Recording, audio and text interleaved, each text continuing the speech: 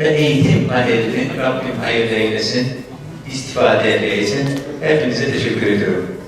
Kıymetli hocalarım, değerli meslektaşlarımız, hepinizi saygıyla, hürmetle selamlıyorum. Bu çerçevede akreditasyon bize şunu emrediyor, paydaşlarımızla neler yapıyoruz ve bu projeleri gerçekleştirmeye çalışıyoruz. İşte bu projelerden bir tanesi de Diyarbakır İl Müftümüzün öncülüğünde Sayın Celal Büyük Hocamıza da buradan teşekkür ediyorum.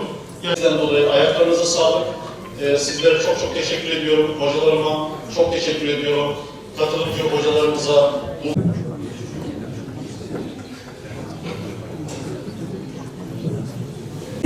ve maneviyat paneli başlıklı panelimizi inşallah ona geçiyoruz. Üç kıymetli konuğumuz var, misafirimiz var. Herkes tanıyor ama bununla beraber ben hocamı bu anlamda burada... Bugün Freud 0-5 yaş arası çok önemlidir dediği zaman biz hakikaten bilim bunu söylüyor. Çocuğun eve doğduğu andan itibaren bunun geçerli olduğunu söylüyor.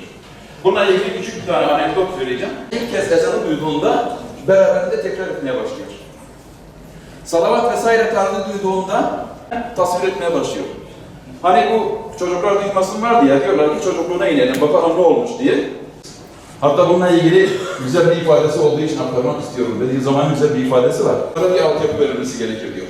Burada ne lazım bize? Bir güven ortamı lazım ailede.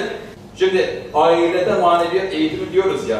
Ailede maneviyat eğitimi aslında çocuğun anne karnına düştüğü andan itibaren başlıyor. Hatta İslam alimleri bunu daha öncesine götürüyor. Eş seçimine kadar götürüyor. Çünkü çocuğun içerisinde doğacağı aileyi oradan seçiyorsunuz. Yani bir eşi seçiyorsunuz, dede, nene seçiyorsunuz, büyük baba, büyük anne seçiyorsunuz, amca, dayı, hala, teyze falan seçiyorsunuz. Yani çocuğun fıtratının şekilleneceği ortam. Ama onun öncesinde ebeveynden oluşan ortamda çocuk anne karnına düştüğü andan itibaren meydana gelen şeylerden etkileniyor.